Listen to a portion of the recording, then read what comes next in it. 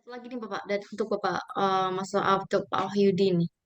Kan tadi Bapak juga sempat mengatakan bahwa mungkin bisa dihadirkan ahli-ahli lain yang dapat membantu dalam proses kasus ini ya Pak gitu. Jadi menurut Bapak apakah berkas perkara milik AHL nanti dapat berpotensi bolak-balik atau bahkan dapat dipenuhi setidaknya dalam waktu dekat atau bahkan sebelum berkas perkara 5 tersangka yang lain tadi itu dilimpahkan ke pengadilan?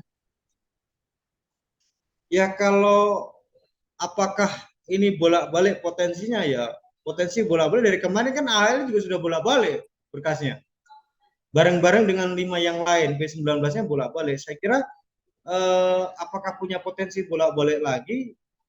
Ya saya berharap teman-teman penyidik ini fokus AHL ini kalau tersangkanya di mana. Kemarin sudah menetapkan tersangka AHL loh.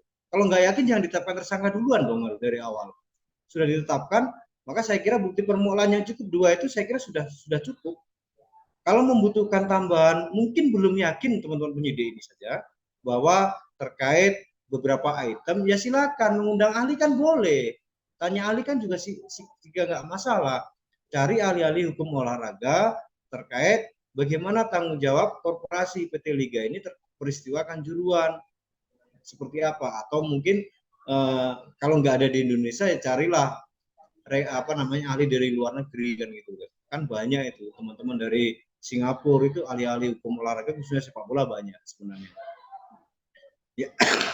Artinya apa, apakah punya potensi bolak-balik ya dari awal sudah bolak-balik, potensinya lagi apakah habis ini bolak-balik, harusnya kalau tinggal mungkin nggak yakin saja teman-teman penyidik ini, kalau sudah yakin saya kira akan P21 dengan apakah itu nanti akan waktunya ketika sudah dilimpahkan ke pengadilan, ya saya tidak tahu seberapa cepat penyidik melengkapi berkas P19 itu yang disampaikan penuntut umum itu, apakah secepat yang kita inginkan bersama-sama ataukah masih ragu-ragu kira-kira data dan fakta apa yang akan ditambahkan lagi.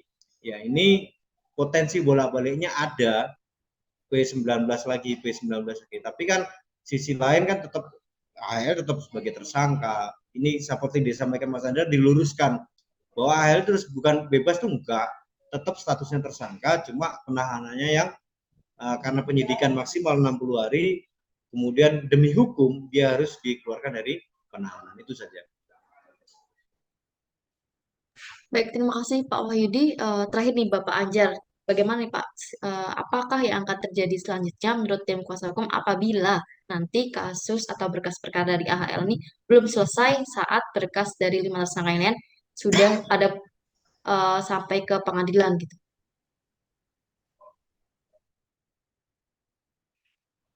Ya, kalau ditanyakan apa yang terjadi ya 5 disidangkan, yang satu belum kan begitu. Tapi masalahnya bukan di situ. Ini soal presiden ya.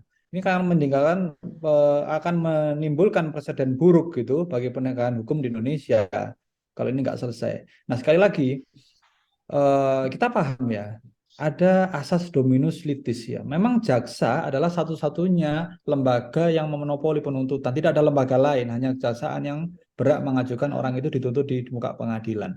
Tapi kembali lagi, kalau konteksnya Kanjuruhan ini, penyidikan kan ada menjadi di bawah kewenangan Polri atau Polda Jatim dalam hal ini.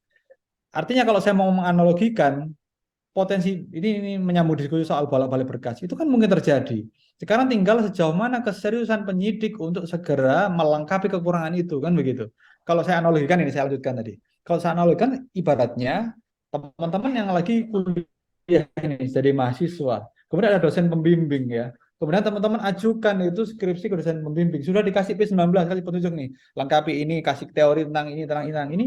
Setelah itu revisiannya nggak teman-teman kerjakan, tapi maju lagi ke pembimbing dengan berkas yang sama. Ini kan kita akhirnya bicara soal keseriusan dalam melengkapi kekurangan begitu. Nah kalau kemudian skripsinya teman-teman nggak disidangkan gitu, masa yang salah pembimbingnya gitu kan?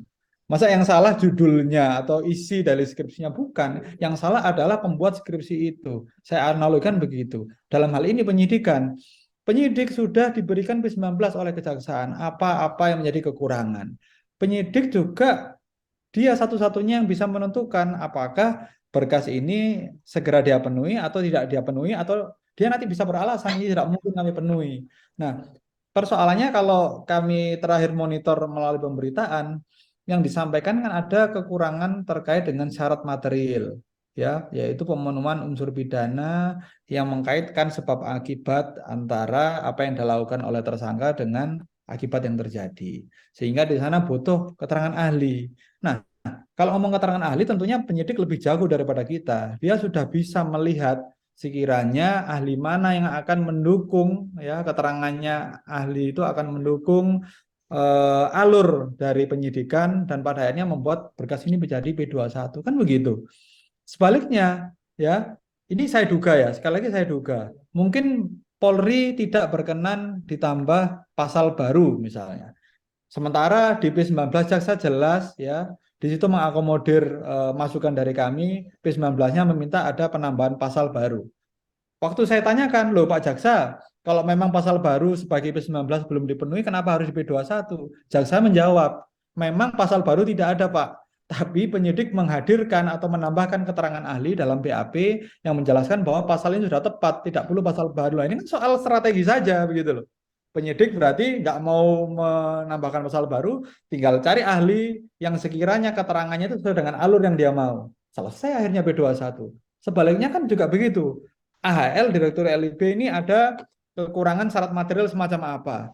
Oke, untuk meyakinkan diperlukan keterangan ahli. Ya tinggal cari aja ahli yang nanti sekiranya keterangannya itu menguatkan alur yang sudah dia buat supaya segera P21. Persoalannya itu, soal sekarang tinggal mau atau tidak mau aja, serius atau tidak serius saja begitu. Kalau ditanya apa yang terjadi ya 5 sidang 1 tidak, dan tentu adalah presiden hukum yang sangat buruk. Begitu. Baik, Bapak Anjar dan Bapak Wahyudi, terima kasih atas waktunya. Kalau bisa saya simpulkan, tragedi Kanjuruhan ini memang perlu dibuka seterang-terangnya tentang fakta-fakta yang sudah terjadi atau yang sudah ditemukan oleh eh, penegak hukum gitu. Dengan tidak mengabaikan kemanfaatan hukum yang keseluruhannya harus dipenuhi. Semoga kedepannya teka-teki dan pertanyaan atas kasus ini dapat terjawab dan tragedi serupa tidak terjadi lagi di kemudian hari. Apa yang bisa terjadi semoga bisa menjadi pelajaran dan diambil kemanfaatannya gitu ya Pak.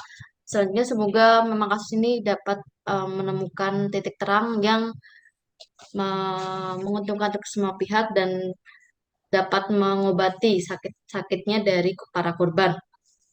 Terima kasih atas waktunya Bapak Anja dan Bapak Wahyudi.